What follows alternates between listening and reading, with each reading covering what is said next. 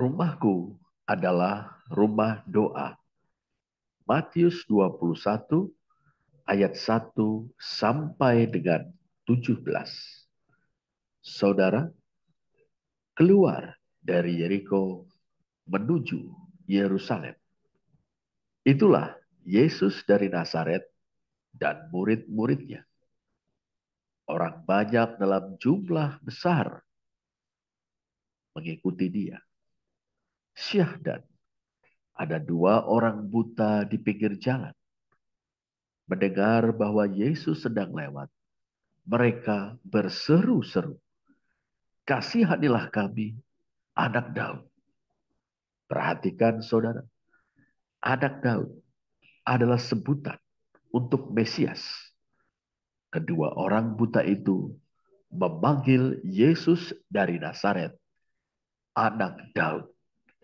Dengan perkataan lain, mereka menyebut laki-laki bersandal dari Nazaret itu Mesias, ahli waris sejati tahta Daud, raja yang dipilih dan diurapi Allah untuk memerintah kerajaan Israel Raya dari keluarga Daud. Masa rakyat yang mengikuti Tuhan Yesus memarahi atau menegur kedua orang buta itu. Mereka ingin keduanya diam, jangan berkata-kata lagi. Kita bisa mencandra saudara, menyebut Yesus dari Nazaret, anak Daud, berarti menyatakan bahwa dia adalah Mesias. Secara politik, ini subversif, sangat berbahaya. Ingat, tanah orang Yahudi sedang dijajah oleh negara Romawi. Tetapi bukannya bungkam, kedua orang buta itu malah semakin keras berseru-seru, "Kasihanilah kami Tuhan, anak Daud." Dilarang keras, malah bersuara makin keras. Piejal, benar-benar subversif. Nyatanya saudara, seruan mereka telah membuat Tuhan Yesus menghentikan langkahnya. Ia memanggil mereka dan berkata, "Kamu ingin aku melakukan apa bagimu?" Tuhan, supaya mata kami terbuka. Atau Tuhan, supaya mata kami dapat melihat. Mendengar itu saudara, tergeraklah hati Yesus oleh belas kasihan. Bahasa Yunani, splang dizomai. Splang dizomai. Yesus tahu saudara, selama ini mereka telah sangat menderita. Yesus merasakan penderitaan mereka. Seperti saat ia melihat masa rakyat yang susah dan kapiran, seperti kawanan domba tak bergembala. Matius 9 ayat 36. Persis saat ia melihat orang banyak dalam jumlah besar mencari dia hingga ke tempat ia ingin mengasingkan diri setelah mendengar kabar duka kematian Yohanes Pembaptis. Matius 14 ayat 12 sampai dengan 14. Di sana saudara, Yesus menyembuhkan orang-orang yang sakit. Kemudian bermukjizat memperbanyak roti dan ikan untuk memberi makan lebih dari 5.000 orang. Seperti saat ia melihat lebih dari 4.000 orang yang telah mengikutinya selama 3 hari. Matius 15 ayat 32. Tidak mau orang-orang itu pulang dengan lapar dan jatuh pingsan di jalan. Yesus bermukjizat memperbanyak roti dan ikan untuk memberi makan mereka. Sekarang saudara, Yesus menyentuh mata kedua orang buta itu. Seketika itu juga mata mereka terbuka. Matius 20 ayat 34. Mereka pun saudara mengikuti dia bersama dengan massa rakyat berjumlah besar itu. Anak Daud, Sang Mesias, merasakan penderitaan kaum yang terpinggirkan. Mendekati Yerusalem, massa rakyat yang mengiring dan menyambut Tuhan Yesus bak tenggelam dalam euforia. Massa yang menyambut menggelar karpet merah. Mereka menghamparkan jubah-jubah mereka di jalan yang akan dilalui Tuhan Yesus dan menyebarkan ranting-ranting pohon yang telah mereka potong di jalan. Massa yang mengiring, baik yang di belakang maupun yang di depannya, mengelu-elukan Tuhan Yesus sebagai Mesias, Anak Daud. Matius 21 ayat 9. Saat Yesus memasuki Yerusalem, seluruh kota gempar dan bertanya-tanya. Masa rakyat berkata, dialah Nabi Yesus, Nabi dari Nazaret, Galilea. Matius 21 ayat 11. Tiba di Yerusalem, saudara, Tuhan Yesus memasuki bait suci. Ia mengusir semua orang yang berjual beli di sana. Kata mengusir dalam bahasa Yunani ekbalo, bermakna keras, berkonotasi keras. Paling sering kita menemukan kata ini dalam rujukan-rujukan tentang pengusiran setan. Lihatlah Matius 8 ayat 16 dan 31. Matius 9 ayat 33 dan 34. Matius 10 ayat 1 dan 8. Matius 12 ayat 24, 26, 27, dan 28. Serta Matius 17 ayat 19. Tidak sekedar mengusir, saudara. Yesus juga membalikkan meja-meja para penukar uang dan bangku-bangku para pedagang merpati. Bukan tanpa sebab, saudara. Dan Yesus mengemukakannya dengan tandas. Ada tertulis, katanya. Rumahku akan disebut rumah doa. Ho oikosmu oikos proseukes klete setai.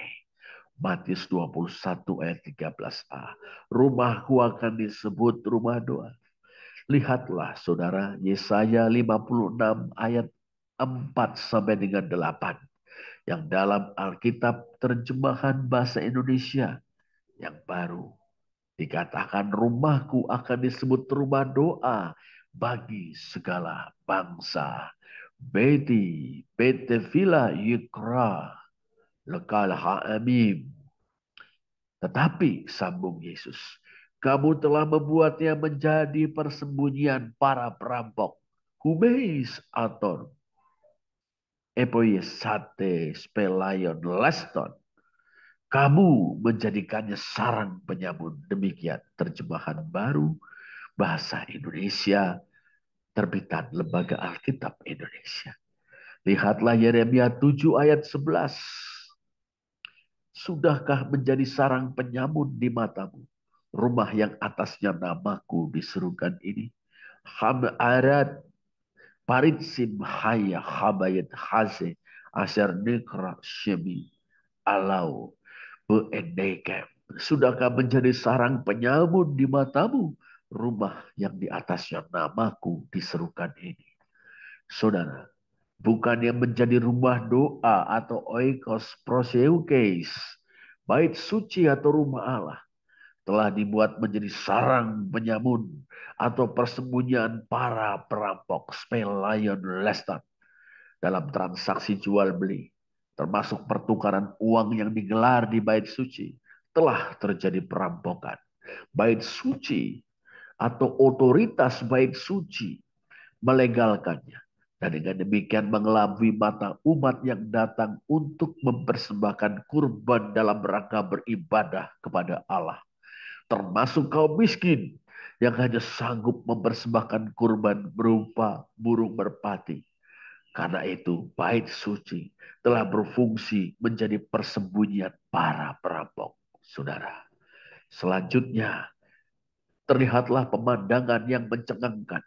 Sebagai ganti para perampok yang terhormat itu adalah orang-orang buta dan orang-orang timpang. Mereka datang kepada Yesus di bait suci. Dan laki-laki bersandal itu menyembuhkan mereka. Matius 21 ayat 14. Kita dapat segera merasakan bahwa saat itu bait suci kembali menjadi rumah doa. Ya, rumah doa bagi orang-orang buta dan orang-orang timpang. Rumah doa bagi kaum yang terpinggirkan.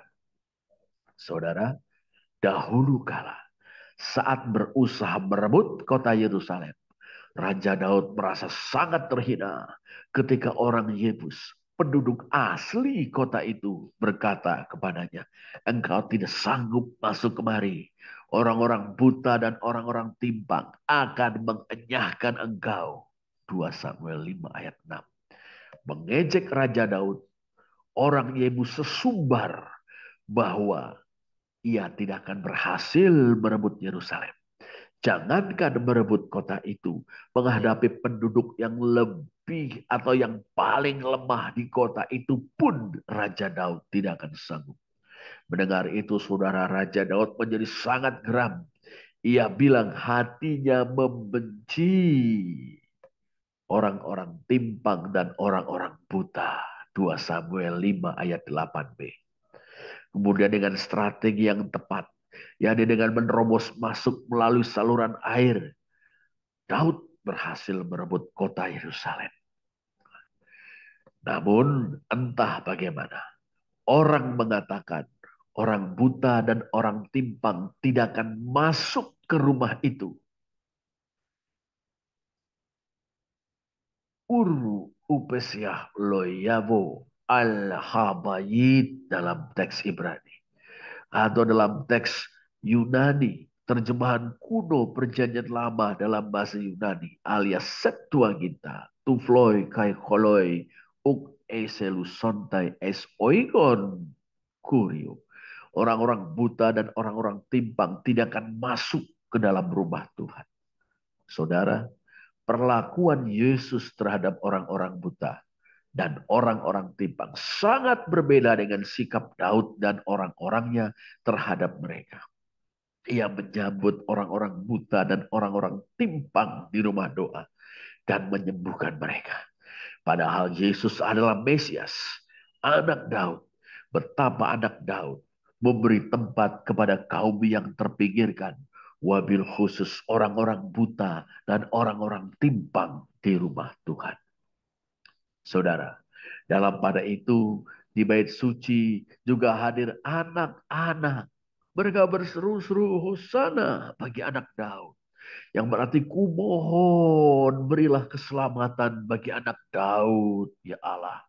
21 ayat 15. Bait suci benar-benar kembali menjadi rumah doa bagi kaum yang terpinggirkan, termasuk anak-anak kecil. Melihat mukjizat-mukjizat yang dibuat Yesus dan mendengar anak-anak mengeluh-elukannya sebagai anak Daud, para imam kepala dan ahli-ahli Taurat, mereka yang memiliki otoritas atas bait suci, menjadi naik pitam. Boleh jadi mereka terperangah. Yesus bermukjizat, mencelikkan mata orang-orang buta dan membuat orang-orang lumpuh berjalan. Tetapi seruan yang mengeluh-elukan Yesus sebagai anak Daud alias Mesias kedengaran sebagai deklarasi, pernyataan yang memaknai mukjizat-mukjizat tersebut. Sang pembuat mukjizat yang telah menolong kaum terpinggirkan itu adalah anak Daud, sang Mesias itu sendiri. Di bawah kekuasaan Romawi, kemunculan seseorang yang menyatakan diri atau diklaim oleh massa rakyat sebagai Mesias adalah subversif. Bandingkan Matius 27 ayat 37 dan ini sangat berbahaya. Saudara, para pemuka agama dan politisi Yahudi itu berkata kepada Yesus, "Engkau dengar apa yang dikatakan anak-anak ini?" Matius 21 ayat 16a. Sebuah pertanyaan retorik Tujuannya untuk mengatakan kepada Yesus bahwa ia sedang mendatangkan bahaya kepada tatanan yang mapan atau sistem keagamaan yang berpusat pada bait suci dan sistem politik nasional yang dalam tanda petik bekerja sama dengan penguasa Romawi. Yesus dengan begitu juga mendatangkan bahaya kepada dirinya sendiri. Mendengar pertanyaan itu, saudara, Yesus menjawab, "Aku dengar." Yesus mengerti apa konsekuensi dari tindakan-tindakannya.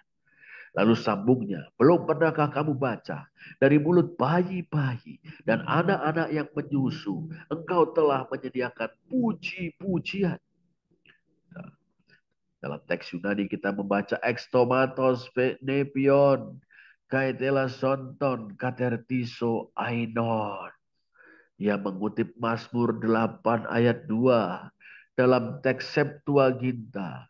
Bukan hanya masa rakyat di jalanan yang menyerukan bahwa laki-laki bersandal itu adalah anak Daud sang Mesias di bait suci. Anak-anak pun melakukannya. Allah lah yang telah menaruh itu di mulut mereka. Suatu sindiran tentunya bagi para pemuka agama dan politisi yang betah dengan status quo yang nyatanya mengisap rakyat. Bait suci telah menjadi persembunyian para perampok. Yang nyatanya mereka memarjinalkan atau meminggirkan orang-orang buta dan orang-orang lumpuh. Saudara, di Minggu Palmarum, di awal pekan suci ini, kita diajak untuk melihat sosok Tuhan Yesus sebagai anak Daud alias Mesias yang menegaskan rumah Allah sebagai rumah doa bagi kaum yang terhisap, bagi kaum yang tertindas, dan yang terpinggirkan. Dengan demikian, ibu bapak saudara, kita dipanggil, kita ditantang untuk menjadikan rumah kita masing-masing sebagai rumah doa dan menjadikan gereja kita sebagai rumah doa yang terbuka bagi tiap-tiap orang yang terhisap, tertindas, dan terpinggirkan, supaya mereka boleh berseru kepada Allah, datang kepada Sang Mesias, serta mengalami kuasa jawaban-jawaban doa.